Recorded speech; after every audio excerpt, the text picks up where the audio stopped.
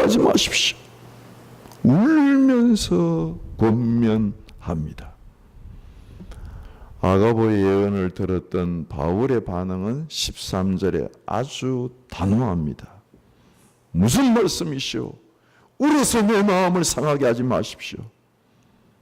나는 주 예수의 이름을 위하여 결박당할 뿐만 아니라 예루살렘에서 죽을 것을 각오하였습니다 하고 자기의 목숨을 내놓고 예루살렘으로 올라가겠다고 그렇게 선포를 합니다.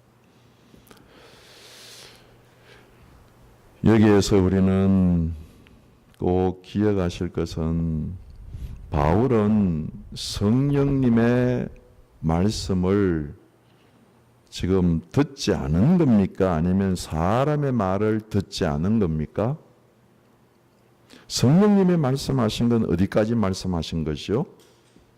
성령님이 아가보를 통해서 하신 말씀은 예루살렘에 올라가면 너 결박당할 것이고 이방인의 손에 넘어간다. 그게 정확한 성령의 말씀이셨어요. 그런데 그 성령을 받았던 주위의 사람들은 그걸 어떻게 해석합니까? 아, 예루살렘으로 올라가면 안 된다. 죽는다. 결박당한다. 환난을 당한다. 그러니까 올라가지 마라. 그런데 바울은 어떻게 그걸 해석합니까? 나는 주 예수께 받은 사명을 위해서는 결박당하는 것, 죽는 것, 그것 신경 쓰지 않고 나는 예루살렘으로 올라가는 것이 하나님의 뜻이다. 그렇게 말씀을 하십니다. 이미 사도행전 20장 22절 25절에 보면 그 앞에 보면 밀레도에서 사도 바울이 에베소 장로님들에게 설교를 할 때에 이미 그는 고백을 합니다. 나는 성령에 매여서 예루살렘으로 가는데 저 예루살렘에 올라가면 환난과 결박이 나를 기다린다고 각 성에서 바울이 들어갔던 각 성에서마다 환난과 결박이 기다린다고 바울에게 이야기를 했습니다. 그럼에도 불구하고 그가 했던 말은 내 달려갈 길과 주 예수께 받은 사명 곧 하나님의 은혜의 복음을 증언하는 일을 마치려 함에 있어서는 나의 생명을 조금도 귀한 것으로 여기지 아니하노라. 그게 벌써 오늘 본문 이전에 사도 바울이 받았던 하나님의 계시입니다. 여러분 여기에서 꼭 기억하실 것은 성령님은 절대로 우리를 속이지 않으세요. 감은 이설로 얘야 너 신앙생활 잘하면 축복 준다 그렇게 말씀하시지 않았어요. 사도 바울에게. 사도 바울에게 정직하게 정확하게 말씀하셨어요. 각 성에서부터 너 예루살렘에 올라가면 환난과 결박이 너를 기다리고 있다. 많은 사람들이 살아가면서 환난과 결박을 싫어합니다. 그래서 환난과 결박이 기다리고 있다고 하면 이건 올라가면 안 된다. 하나님의 뜻이 아니다. 이렇게 해석을 합니다. 그러나 바울은 그렇게 해석하지 않습니다. 환난과 어려움이 너 앞에 있다고 이야기할 때 바울은 말합니다. 내가 주 예수께 받은 사명, 이 복음을 전하는 일을 마치려 하면은 나의 생명을 조금도 귀한 것으로 여기지 않고 나는 예루살렘으로 올라갑니다. 그렇게 고백을 합니다. 많은 분들이, 대부분의 신앙인들이 하나님의 성령이 우리 속에 감동하셔서 너 지금 가는 길이 하나님의 뜻을 이루는 길이지만 너 하는 그 길에 계속해서 너 신앙생활하면 거기에서 너 어려움이 있다, 환난이 있다, 고난이 있다. 그러면 멈칫하고 망설이고 이거 피해야 되겠는데 이 어려워서 신앙생활 못 하겠는데 뒤로 물러가면서 하나님의 뜻을 포기하게 됩니다. 바울은 그러지 않았어요. 예수님이 우리에게 말씀하셨던 복음의 핵심은 누가복음 9장 23절입니다. 예수님 우리를 초청하실 때 나를 따라오너라 말씀하시고 누가복음 9장 23절에서는 또 무리에게, 제자들이 아니에요, 무리에게 하신 말씀. 다른 성경에는 제자들, 무리들, 제자 뭐 이렇게 표현을 합니다마는 누가복음은 무리에게, 이 대상이 굉장히 중요해요. 누구에게 한다고요? 무리에게, 모든 사람에게 하시는 말씀인데, 또 무리에게 이르시되 아무든지 나를 따라오려거든 어떻게 해요? 자기를 부인하고 날마다 제 십자가를 지고 나를 따를 것이니라. 그렇게 말씀하십니다. 한번 확인을 하십시다. 우리 모두는 하나님의 뜻을 이루면서 주님을 따라가기를 원하는 사람들입니다. 아멘입니까? 그렇습니다. 그렇다면 어떻게 해야 된다고요? 자기를 부인하라는 것. 이게 정직한 권면입니다. 우리를 속이지 않아요. 정직한 권. 자기를 부인하고 날마다 자기 십자가를 지고 나를 따라야 된다. 그렇게 말씀하십니다. 이런 따르는 사람들의 모범을 우리는 출애굽기 32장 모세에서 볼 수가 있습니다.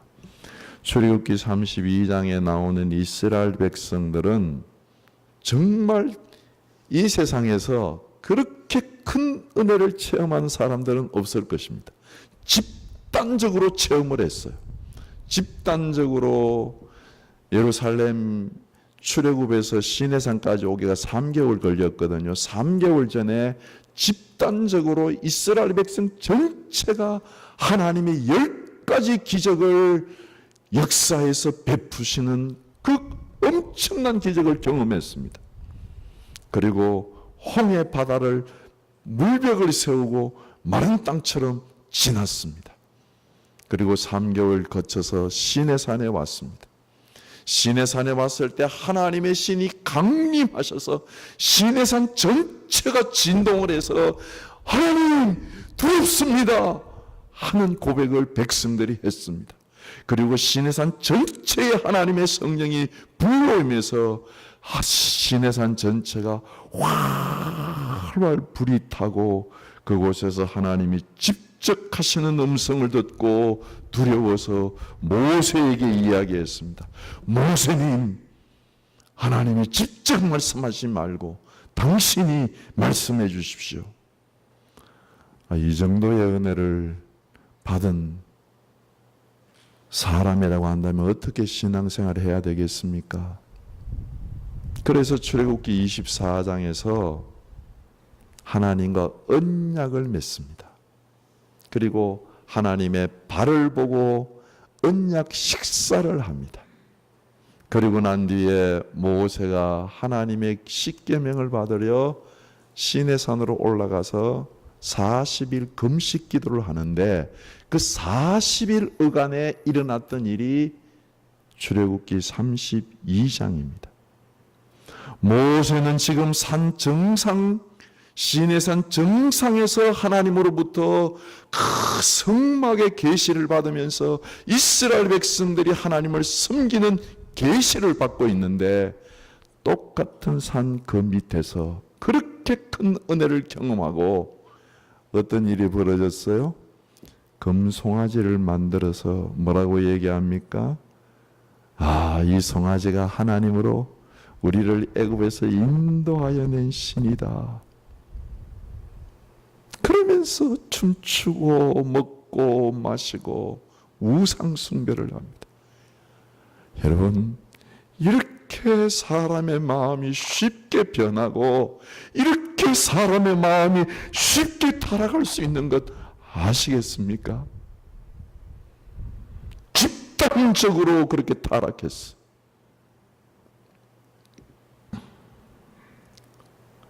모세가 십계명을 들고 내려와서 십계명을 던져서 깨뜨리고 참 좌절하고 포기하고 절망할 것 같은데 32장 31절에 모세가 하나님께 올라와서 다시 산 정상에서 기도합니다.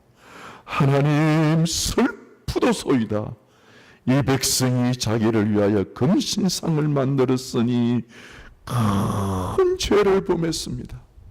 하나님, 그러나 이제 그들의 죄를 사하여 주옵소서. 그렇지 아니하시면 원컨대 주께서 기록하신 책에서 내 이름을 지워서 빼버리고 내 이름 빼인 자리에 이 백성들의 이름을 기록하여 주시옵소서. 그렇게 중보기도 합니다. 얼마나 여러분 모세 입장에서 이 백성들이 얄밉고 이해도 되지 않고 죽이고 싶도록 탄식이 흘러나오는 그런 백성들을 향하여서 대신 다 죄를 자신이 짊어지고 하나님 용서하여 주십시오. 내 이름을 지우시더라도 이 백성들의 이름을 내 이름 지운 자리에 기록하셔서 하나님의 백성으로 구원하여 주시옵소서. 그렇게 기도합니다. 이것이 자신을 부인하는 마음이고 이 마음이 십자가를 지는 마음이고 이 마음으로 날마다 주님을 따라오라고 주님이 우리에게 정직하게 말씀하시는 것입니다. 그렇습니다. 이런 마음이 있어야지 모세도 살고 이런 마음이 있어야지 이스라엘 백성을 살려낼 수가 있습니다. 여러분, 신앙생활은 왕도가 없습니다. 자기를 부인하고 날마다 주님을 따르는 이 마음이 있어야지 자기 영혼이 살고 자기 영혼이 살아야지 믿음의 공동체를 살릴 수가 있는 것입니다. 바울도 동일하게 이야기를 합니다. 바울은 늘 자기 자신을 향하여서 자기를 죽이려고 하는 정말 변화되지 않고 정말 자기를 향하여 반대하는 자신의 종족들에 대하여서 로마서 9장 3절에서 나의 형제 곧 골육의 친척을 위하여 내 자신이 저주를 받아 그리스도에게서 끊어질지라도 이 백성들이 구원받는 것을 내가 원합니다. 자기는 저주를 받아서 끊어질지라도 이 백성이 구원받기를 원합니다. 이게 예수의 마음이고 이것이 자기를 부인하는 마음이고 이것이 십자가를 지는 마음입니다. 이 마음을 품으면 자기가 죽는 자리에서 우리는 다시 살게 되는 역사, 은혜를 경험하게 되는 줄로 믿습니다. 죽기는 싫죠, 그죠? 아멘하기가 참 어렵죠, 그죠? 근데 주님 말씀하셨습니다. 죽고자 해야지 산다고 말씀하셨습니다. 빌립보서 2장 5절에 너희 안에 이 마음을 품으라 곧 예수 그리스도의 마음이다 그렇게 말씀하셨습니다. 내가 죽어야지 예수의 마음이 드러난다는 말씀입니다. 이것을 다른 말로 표현하면 고난의 길 안에 축복과 은혜의 길이 있다는 말씀입니다. 참 사람이 어리석어요. 고난은 싫어하면서 축복은 은혜는 받기를 원해요. 그런데 이 둘을 함께 가셔야지 둘 중에 하나를 선택할 수 있는 것은 아닙니다. 주님 우리에게 말씀하십니다. 마태복음 7장 13절 14절에 좁은 문으로 들어가라. 멸망으로 인도하는 문은 커요. 길도 넓어요. 거기에 다니는 사람이 많습니다. 그러나 좁은 문, 그 좁은 문은 생명의 문인데, 생명으로 인도하는 문인데 길은 협잡해요. 가는 사람도 적어요. 그런데 이 길로 들어가야지 산다는 말씀입니다. 사랑하는 성도 여러분, 정말 신앙인답게 십자가를 향해서 한번 한 걸음을 내뎌보세요. 그러면 그 안에 은혜가 있는 거예요.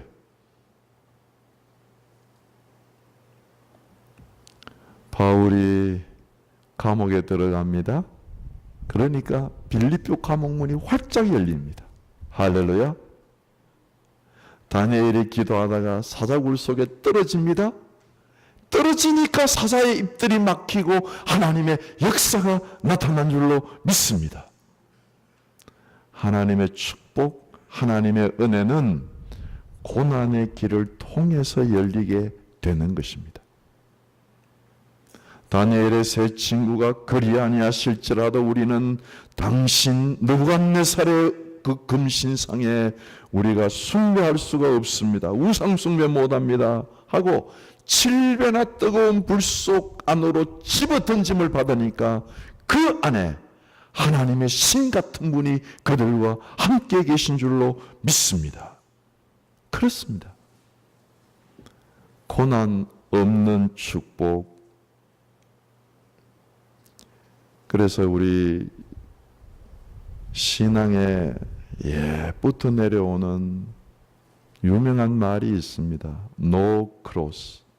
십자가죠. 십자가가 없으면 no crown. 왕관이죠. 영광, 왕관이 없다는 겁니다. 십자가 없이는 부활의 영광이 없고 십자가 없이는 그 면류관이 없다는 겁니다. 그런데 우리는 면류관만 받고 은혜만 받아. 조금 어려움이 있으면 회피할. 그게 아가보의 예언을 들었던 많은 사람들이 울면서 올라가지 마십시오. 두로에 있는 제자들도 성령의 감동을 받으면서 그 어려운 길로 가지 마십시오. 바울은 아니라 간다. 그렇습니다, 여러분. 요셉의 형제들에게 요셉이 팔렸습니다. 팔려갔는데 그 좁은 문 속에서 계속해서 주님을 쫓으니까 그곳에서 애굽의 총리가 되는 은혜의 문이 열리게 된 줄로 믿습니다. 스데반이 죽는 자리에 들어가니까 그곳에서 하늘의 문이 열리고 하나님의 영광이 임재하셨습니다. 이 은혜가 있어요, 여러분. 한 사람이 얘기만 하고 말씀을 마치려고 합니다.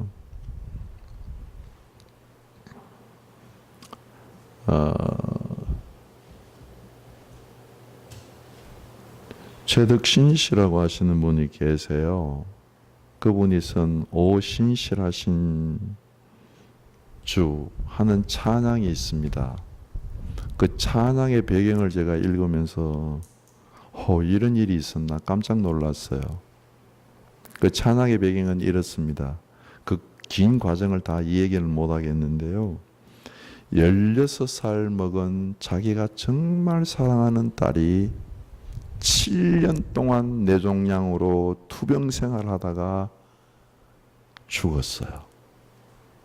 죽기 전에 중환자실에서 간청을 해서 그 죽어가는 딸을 가슴에 품고 자기 가슴에서 딸이 숨을 거두는 것을 경험을 했습니다. 겨날픈 딸아이의 손을 부여잡고 그가 숨을 거두었을 때 그의 고백이 주님, 이 손을 꼭 잡고 가소서 노래를 딸을 위해서 불러주면서 마치 딸아이 결혼식장에서 딸의 손을 신랑에게 넘겨주듯이 그 손을 주님께 넘겨드렸습니다. 그렇게 기록을 하고 그 슬픔을 안고 탄생시킨 노래가 오 신실하신 주입니다. 하나님 한 번도 나를 실망시킨 적 없으시고 언제나 공평과 은혜로 나를 지키셨네. 오 신실하신 주, 오 신실하신 주, 내 너를 떠나지 아니하리라. 내 너를 버리지 아니하리라. 약속하셨던 주, 그 약속을 지키사 이후로도 영원토록 나를 지키시리라 확신하네. 그게 딸을 잃어버린 그 십자가와 같은 고난 안에서 이런 은혜를 경험했다고 고백을 합니다. 사랑하는 성도 여러분, 어렵다고요? 불평하지 마세요. 그 안에 하나님의 은혜가 있습니다.